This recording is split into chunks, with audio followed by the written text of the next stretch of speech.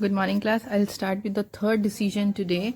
It is dividend decision. We are discussing here wealth maximization कैसे होता है by taking three decisions. This is the third decision, dividend decision. Dividend decision determines out of the earned profit how much is to be distributed among the shareholders and dividend and how much is to be retained by the firm for future needs. So in this dividend decision आपको इस तरह से decision लेना है so that share holders को dividend भी मिल जाए और वो फर्म के डिविडेंड से सेटिस्फाइड भी हो because the share holders needs a maximum dividend and second thought we need the money as retain earning also for future needs. तो हमें proportionate amount of dividend distribute करना है just to satisfy both the parties. Now some factors which affect your dividend decision. The first is amount of earning. It depends on the profits which you earned.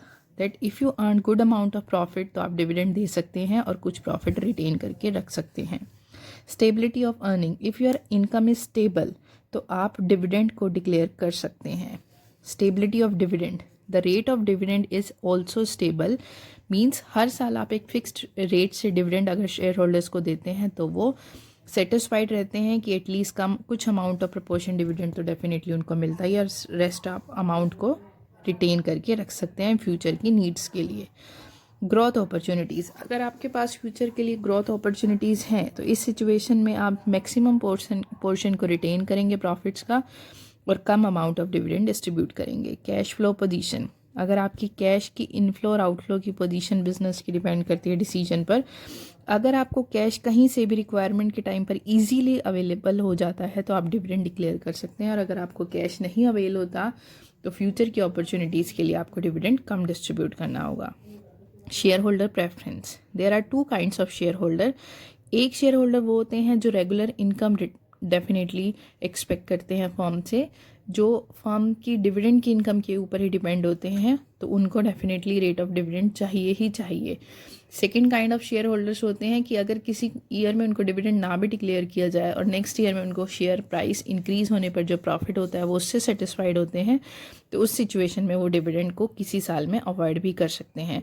So it depends on the kind of share holders you have. Taxation policy. This dividend is not exempted from tax point of view. Tax को देने के बाद ही company dividend declare करती है. तो अगर आपकी dividend की रेट हायर है तो it is better for us to declare less dividend tax की rate. And second is as I said कि शेयर होल्डर्स का और टैक्स का कोई रिलेशन नहीं है. टैक्स फ्री होती है आपकी डिविडेंड इनकम, मतलब टैक्स देने के बाद ही इसको दिया जाता है.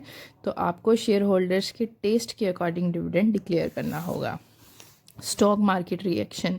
स्टॉक मार्केट की सिचुएशन कैसी है ये आपकी डिविडेंड की पॉलिसी के ऊपर डिपेंड करती है. अगर आपकी शेयर की वैल्यू मार्केट में इंक्रीज़ हो रही है तो आपको डिविडेंड डिक्लेयर करना पड़ेगा. अगर आपकी वैल्यू डिक्रीज्ड है तो आप market price of the shares अगर डिक्रीज़ है तो डिक्रीज रेट से आप डिविडेंड डिक्लेयर करेंगे और अगर ज़्यादा है तो डिविडेंड ज़्यादा डिक्लेयर करना होगा.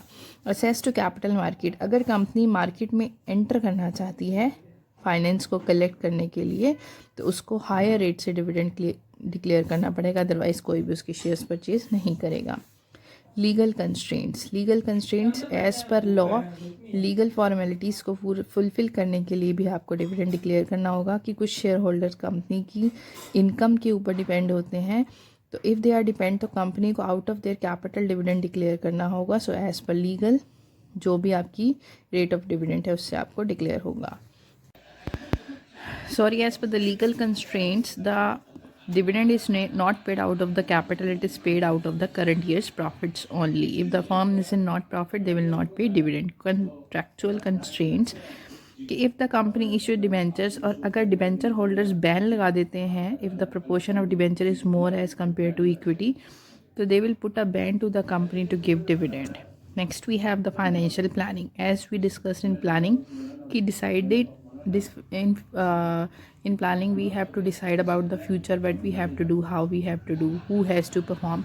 So same we have the planning related to finance ki what is to be done in future related to finance is called the financial planning. Ki from which source you will collect finance and how you will utilize that finance, that is to be discussed under financial planning. So determination of finance from different activities and their proper utilization is called the financial planning. As you can see, there are three parts of planning: requirements of funds, procurement of fund, and utilization of funds. So we need to discuss all these things. So process of financial planning में determination of financial object, finance short term या long term के लिए हमें finance चाहिए, financial policies क्या होंगी, financial procedure क्या होगा, ये हम डिटरमाइन करेंगे. How the process of financial planning. The first is determination of financial object, कि इस स्टेज में हमारा फाइनेंस कलेक्ट करने का ऑब्जेक्ट क्या है. फर्म का शॉर्ट टर्म फाइनेंशियल ऑब्जेक्ट है कि हमें लिक्विडिटी को मेंटेन करके रखना अपनी करंट एसेट्स के लिए. सेकेंड हमारा लॉन्ग टर्म ऑब्जेक्ट है प्रॉफिटेबिलिटी को इंक्रीज करना फॉर द लॉन्ग टर्म या fixed assets. So we have to determine our object. Second is determination of financial policies. The second stage is about the determination of policies, कि जिस तरह से हम business में sales की policy बनाते हैं, कैश में करनी है, क्रेडिट में करनी है, इसी तरह से फाइनेंशियल प्लानिंग में, फाइनेंशियल में आपकी पॉलिसीज़ होती हैं कैपिटल स्ट्रक्चर से related, fix assets, dividend policy, working capital management, credit policy. So the policies are the general statement for a business organisation that they has to decide. Next है determination of financial procedure. The procedure जैसे हमने planning में किया था, procedure होता है किसी भी वर्क को कंप्लीट करने के स्टेप्स. सेम इसी तरह फाइनेंशियल प्लानिंग के जो स्टेप्स होते हैं they are called the procedure of financial planning. की कंपनी अगर फाइनेंस कलेक्ट कर रही है इक्विटी शेयर से अपने इनिशियल ईयर्स में, या फिर डिफरेंट स्टेप्स को यूज़ करके कंपनी अपने शेयर्स को इशू करती है, कैसे मनी कलेक्ट करती है. So the steps taken by the businessman is related to their financial planning are called the financial procedure. Now object of planning, कि planning क्यों important है. First is to ensure timely availability of funds. जब भी हमें funds की requirement हो उसी time finance properly हमारे पास होना चाहिए, चाहे वो लॉन्ग टर्म के लिए हो, चाहे वो डे टू डे एक्सपेंसेस के लिए हो, वो प्लानिंग से ही पॉसिबल है. To see that the firm does not require resource unnecessary, कि अननेसेसरी कैश हमारे पास ना पड़ा हो, मतलब फाइनेंस एक्स्ट्रा भी आपके बिजनेस में नहीं होना चाहिए सो दैट उसका मिसयूज़ हो. जितनी रिक्वायरमेंट है सिर्फ फाइनेंस उतना ही होना चाहिए. So that can be find out with planning only. Importance, why this is important. Help to face the eventualities, future में आने वाले अल्टरनेट्स को फेस करने के लिए हमें बिजनेस प्लानिंग करनी पड़ती है. Helps in avoiding business shocks and surprises, suddenly कोई भी शॉक या सरप्राइज आ गया रिसिप्ट्स या पेमेंट्स की सेंस में, उनको अवॉइड करने के लिए हमें फाइनेंशियल प्लानिंग करनी चाहिए. Coordination, we have to make coordination among different activities of business, sales, purchase, production with the help of financial planning. Help in avoiding wastage of finance, as I said कि excess में आपके finance नहीं होना चाहिए, जितनी आपको requirement है सिर्फ उतना ही फाइनेंस होना चाहिए. जो एक्स्ट्रा फाइनेंस है उसको आप कहीं इन्वेस्ट करके उससे रिटर्न गेन कर सकते हैं. तो इस तरह की वेस्टेज को अवॉइड करने के लिए फाइनेंशियल प्लानिंग की रिक्वायरमेंट है. Next is help to link the present with the future, present को फ्यूचर से लिंक करने के लिए, फ्यूचर की अनसर्टेनिटीज़ को अवॉइड करने के लिए भी रिक्वायर्ड है. Helpful in creating link between investment and financing decision, the decision related to investment and finance, कि how much is the proportion of share capital, how much is the proportion of debt capital, that is to be determined with the help of planning also. Financial control, as control is necessary for business, same as thing control is necessary for the finance also. We have to make the comparison of actual performance with the standard performance in controlling and find out the deviation. So with the help of financial control, you can find out the deviation with the help of this controlling process. So this is about this chapter. The next chapter is 9.2. It is capital structure. Capital structure refers to the relative proportion of different long-term sources of finance. जो पीछे chapter था हमने उसमें discuss किया different sources of finance. अब यहाँ पर हम डिस्कस करेंगे कि उन लॉन्ग टर्म सोर्सेज का कितना कितना प्रपोर्शन आप अपने स्ट्रक्चर में रखेंगे. That is called the capital structure of the firm. Before knowing the meaning of the capital structure, two things are to be considered. One is capitalization, second is financial structure. As you can see, with the help of this example, they will tell you कि एक company के long term sources में आपके equity share, preference shares, borrowed capital और retain capital या retain profits होते हैं. So the capital structure and the financial structure and the capitalisation, three things are there.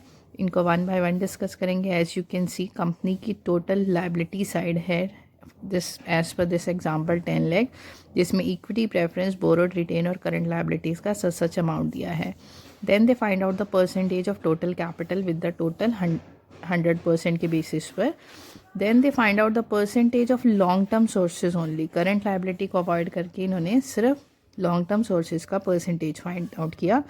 So when we are talking about the total proportion of long as well as current liability, that is called the financial structure of a company. जब हम सभी sources को include करते हैं, total plus the long term sources, और जब हम सिर्फ लॉन्ग टर्म सोर्सेज का प्रपोर्शन लेते हैं, that is called the capital structure of the company. So long term में जब हमने शॉर्ट को भी इंक्लूड किया तो वो फाइनेंशियल स्ट्रक्चर हो जाएगा, और जब आपने टोटल अमाउंट में से इसके लॉन्ग टर्म में से शॉर्ट टर्म को रिड्यूस कर दिया, that is called the capitalisation, और उसके प्रपोर्शन को कैपिटल स्ट्रक्चर बोला जाता है. So this is the meaning. So once again, the financial structure is the inclusion of long plus the short term sources of capital. Capitalisation is जब हम सिर्फ long term sources के amount को consider करेंगे, that is capitalisation. और capital structure means जब हम proportion की सेंस में लॉन्ग टर्म सोर्सेज को कंसीडर करेंगे, that is called the capital structure. Now we have two sources of capital, one is डेब्ट and the second one is equity. Cost और risk के point of view से इस box से आपको clear हो जाएगा. अगर हम इन्वेस्टर्स के और कंपनी के पॉइंट ऑफ व्यू से कंसीडर करें, डेब्ट और इक्विटी, यू नो डेब्ट are debentures and equity are the share holders. Investor के पॉइंट ऑफ व्यू से डेब्ट पर रेट ऑफ इंटरेस्ट लेस होती है, रिस्क भी लेस होता है. इक्विटी पर rate of interest dividend high होती है और रिस्क भी ज़्यादा होता है. कंपनी के पॉइंट ऑफ व्यू से डेब्ट कॉस्ट एक लो सोर्स ऑफ फाइनेंस है या चीप सोर्स ऑफ फाइनेंस है, as compare to equity is a higher source of finance. But risk company के पॉइंट ऑफ व्यू से डेब्ट में ज़्यादा है, क्योंकि डिबेंचर होल्डर का जो इंटरेस्ट है, चाहे कंपनी लॉसेस में हो, उसको रीपे करना ही करना पड़ेगा. इक्विटी के केस में कंपनी को रिस्क कम है, बिकॉज प्रॉफिट्स की सिचुएशन में ही डिविडेंड डिक्लेयर होता है, अदरवाइज नहीं. नेक्स्ट वी हैव द डेब्ट and the preference share capital. डेब्ट और प्रेफरेंस, सिमिलैरिटीज़ एंड डिसिमिलैरिटीज़. दोनों में रेट ऑफ इंटरेस्ट फिक्स्ड होती है. डेब्ट में रेट ऑफ इंटरेस्ट, शेयर्स में, प्रेफरेंस शेयर्स में rate of dividend is predetermined. Both are less या cheap as compare to the equity. Dissimilarities, debentures के ऊपर इंटरेस्ट मिलता है और शेयर्स के ऊपर आपको डिविडेंड मिलता है. नेक्स्ट, लॉसेस के केसेस में डिविडेंड डिक्लेयर नहीं किया जाता, बट इंटरेस्ट आपको डेफिनेटली देना पड़ता है. डिवेंचर्स का इंटरेस्ट टैक्स के पॉइंट ऑफ व्यू से हमारे लिए बेनिफिट है, because it is chargeable against profits, but dividend is exempted from tax point of view, so it is not chargeable against profits. Next we have the two things, financial leverage and the financial risk. Financial leverage, inclusion of fixed financial cost. Fixed financial cost हमने पीछे भी discuss किया था. जो debenture और dividend की fixed interest और fixed dividend की रेट होती है, जो एक फॉर्म को बॉन्ड करनी ही पड़ती है, that is called the fixed financial leverage. So यहाँ पर डिबेंचर्स तो डेफिनेटली कंपनी को इंटरेस्ट देना ही पड़ेगा, चाहे कंपनी को प्रॉफिट हो या लॉसेस हो. Next we have financial risk.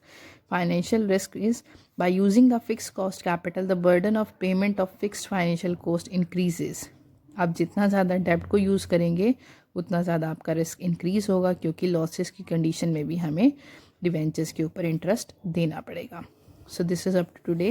That next topic is trading on equity. It is very important, that I will discuss in my next video, and in the next video I'll complete this chapter.